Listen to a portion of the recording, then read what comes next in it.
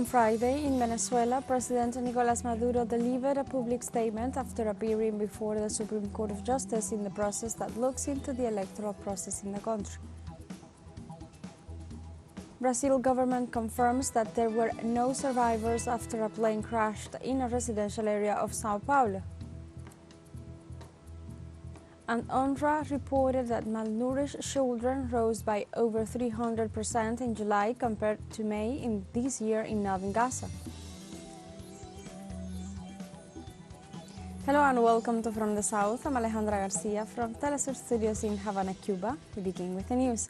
On Friday in Venezuela concluded the Supreme Court hearings over July 28th election process where candidates and representatives of political parties were summoned as part of a process of evaluation of the presidential elections.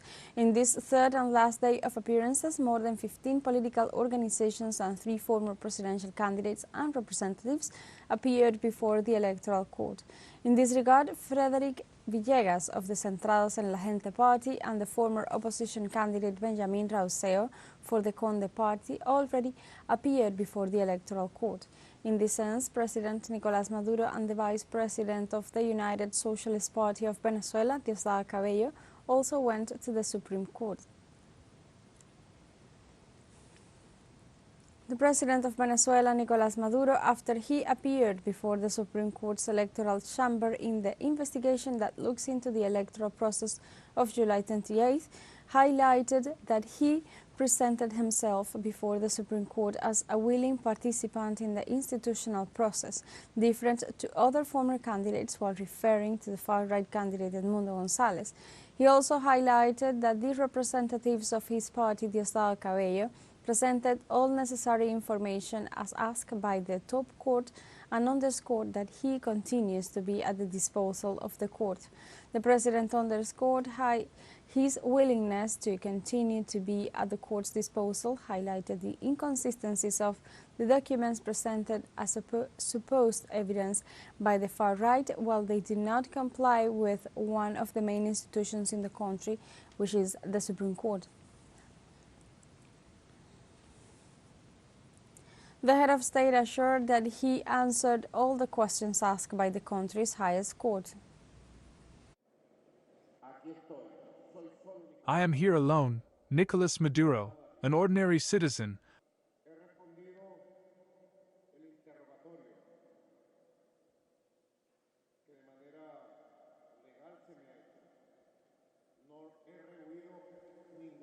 I have answered the questions that have been legally asked to me. I have not shunned any question from the judges and magistrates.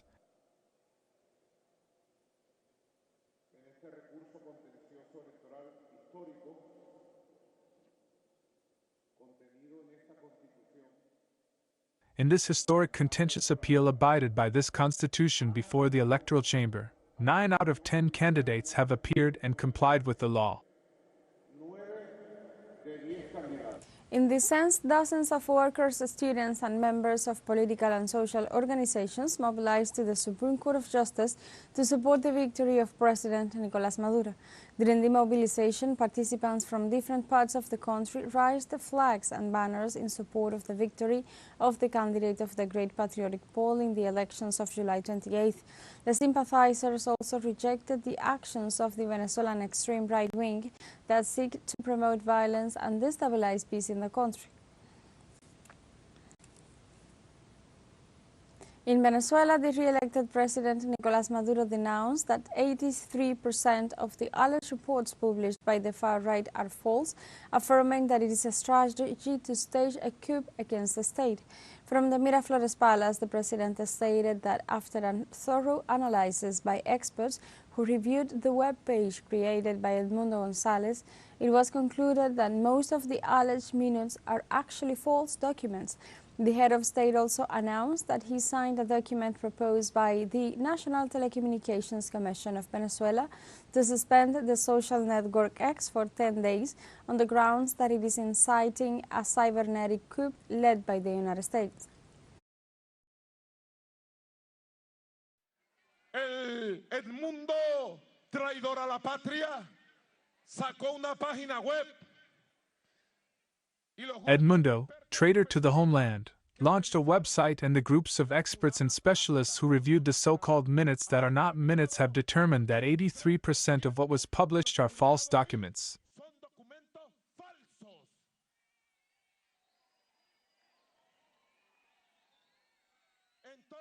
So he does not recognize the Supreme Court, he does not recognize the Electoral Council, he does not recognize anyone, because this is a coup against the state, against Venezuela. It is a fascist coup.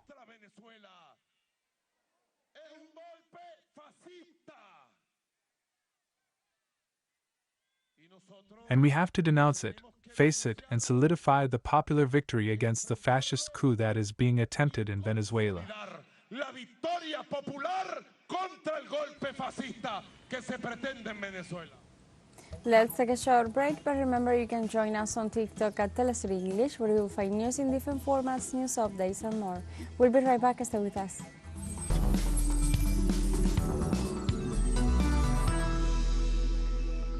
Welcome back.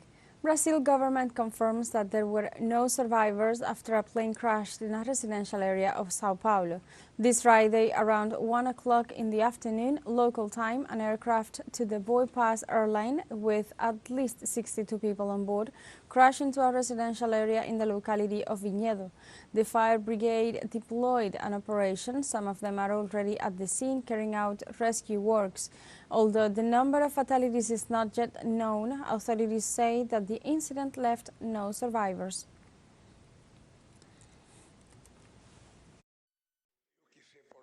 Tengo que ser portador de una noticia muy mala. I have to be the bearer of some very bad news. I wanted everyone to remain in silence for a minute because a plane has just crashed in the city of Vinhedo in Sao Paulo with 58 passengers and 4 crew members. And it seems that they all died. I want to ask for a minute's silence for the victims.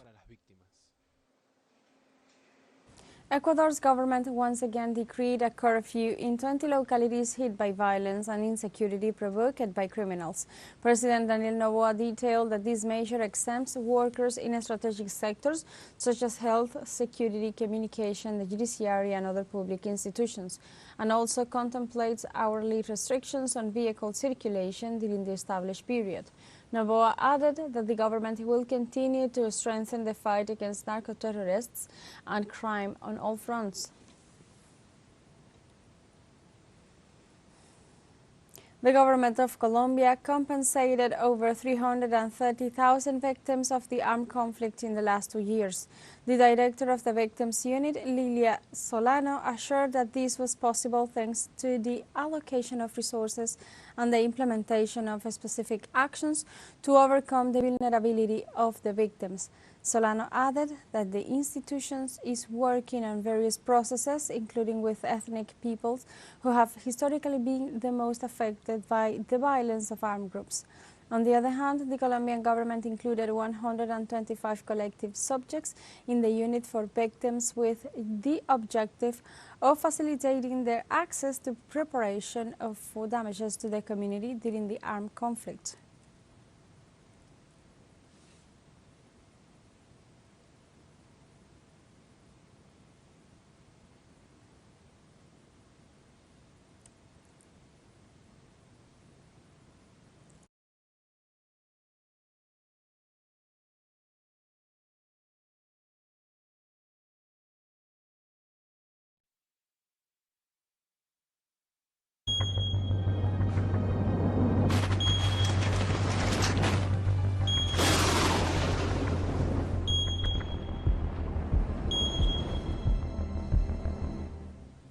In Ecuador, firefighters continue to work to suffocate forest fires in the Rucu Pichincha west of Quito.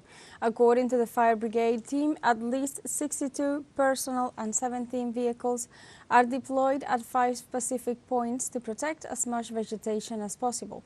They also pointed out that 14 members of the FONAC Water Protection Fund are collaborating in the incident due to the topographical conditions of the hillside and the winds which complicate the works.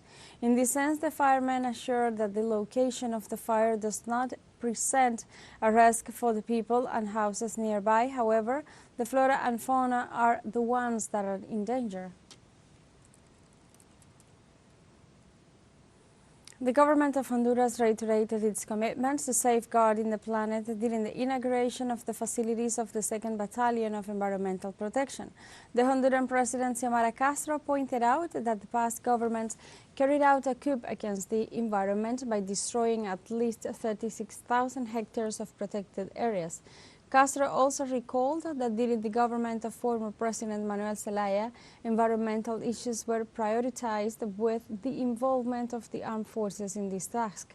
The facilities of the 2nd Battalion of Environmental Protection consist of 3 buildings and 1 parking lot and had a cost of $1,170,000 US.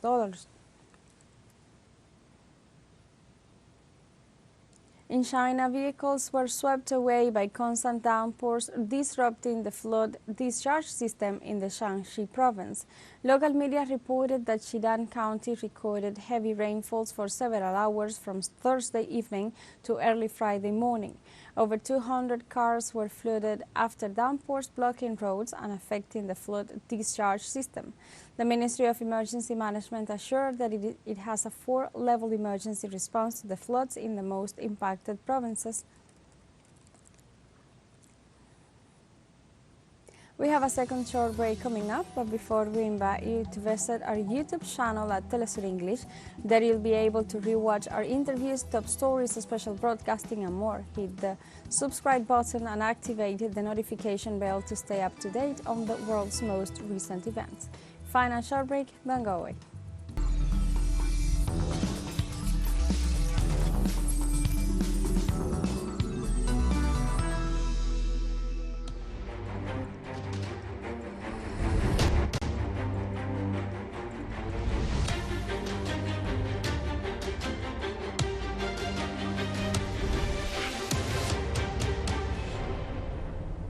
Welcome back to From the South.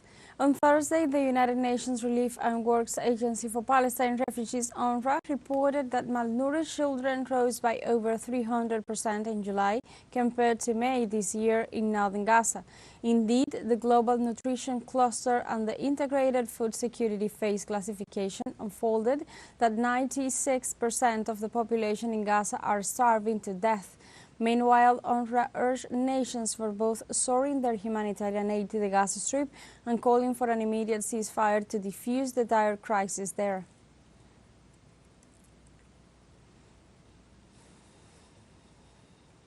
Also in Palestine, the Israeli occupation forces simultaneously launched shellings on the center, north and south of the Gaza Strip, killing civilians. Palestinian health authorities reported that Israeli airstrikes killed at least 5 civilians and left several wounded on the Nuseirat and Magwasi refugee camps in central Gaza. While in Khan Yunis and Rafah in the southern Gaza Strip, the occupation forces bombed a house, claiming another 3 lives. Authorities claimed that dozens of victims remain under the rubble awaiting rescue teams.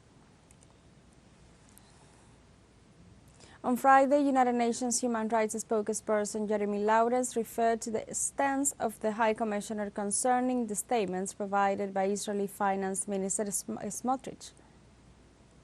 High Commissioner is shocked and appalled by the words of Minister Smotrich, according to whom letting 2 million Palestinians in Gaza starve to death could be justified and moral in order to free hostages. Such statements, especially by public officials, must cease immediately.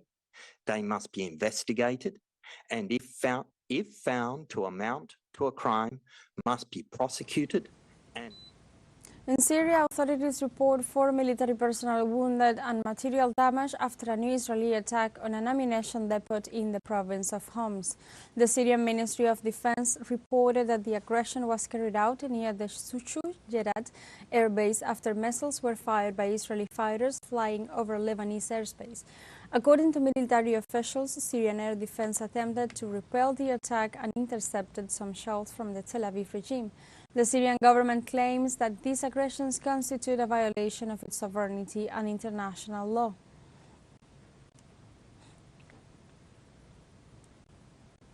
The United Nations organization approved the first treaty against cybercrime after 3 years of negotiations.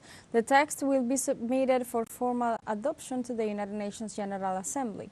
The aim of the treaty is to combat cybercrime and to strengthen international cooperation in this field, especially in cases such as pedophilia and money laundering. In 2019, the United Nations General Assembly set up an intergovernmental committee to draft the legislation, despite opposition from several European countries and the United States. The United Nations considers cybercrime to be a constantly evolving form of transnational crime.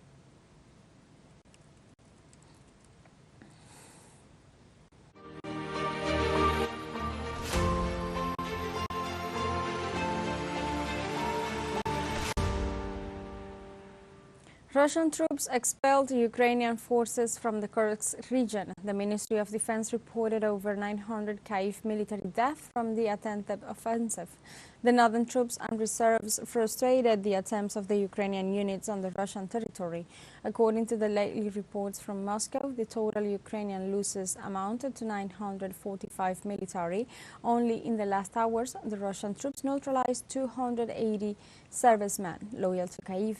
They further registered that 102 armored vehicles, including 12 tanks, 17 armored personnel carriers and 67 armored vehicles were destroyed.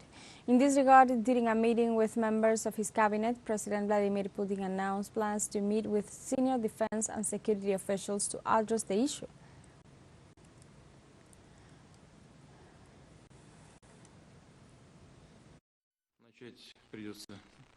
We will have to start with the events unfolding in the Kursk region. As you know, the Kiev regime has launched another large-scale provocation. It is firing indiscriminately with different types of weapons, including rockets at civilian buildings, residential houses, and ambulances. The President of Kenya, William Ruto, appointed a new cabinet of ministers that includes several members of opposition parties, but the move fails to dampen protest on the streets nationwide. The police cordoned off some public roads as a provision for securing the ongoing sworn-in ceremony of the new cabinet. Since June, riots have been shaking the country and the executive's measures failed to lower the tensions on the streets. The target of protesters have been to abrogate a bill which would raise taxes by up to 16% on basic consumer products. The government did not sign that bill, but popular discontent remained. And now President Ruto faces the worst crisis in his 2 years in office. Rioters shared their criteria on the country's situation.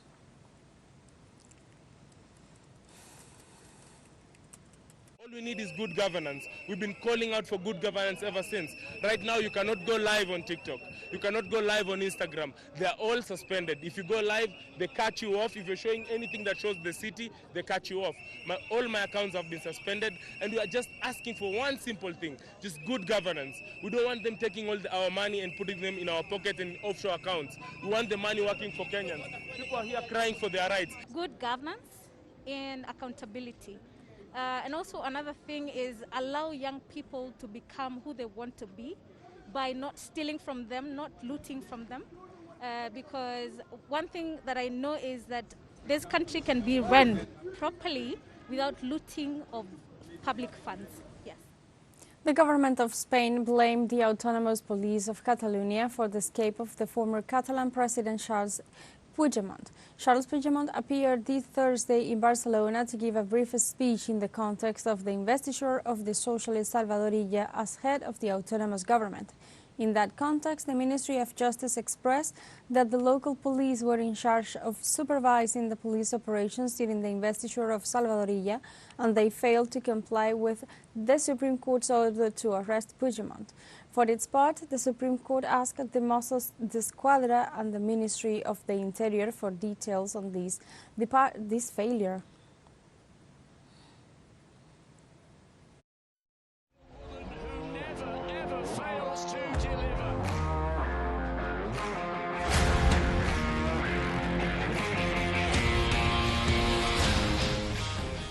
Let's have a look at the updated medal ranking of the Olympic Games in Paris. The United States leads with 33 gold and a total of 111 medals.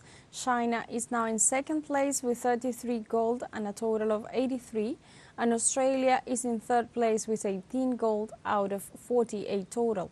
As far as Latin American and Caribbean countries, Brazil continues leading in the 17th spot with 3 gold and 18 medals in total, followed by Chile with 1 gold in 35th place. We have come to the end of this news brief, but you can find these and many other stories on our website at telesurenglish.net and join us on social media, Facebook, X, Instagram, Telegram and TikTok as well. For TeleSUR English, I'm Alejandra Garcia. Thank you for watching.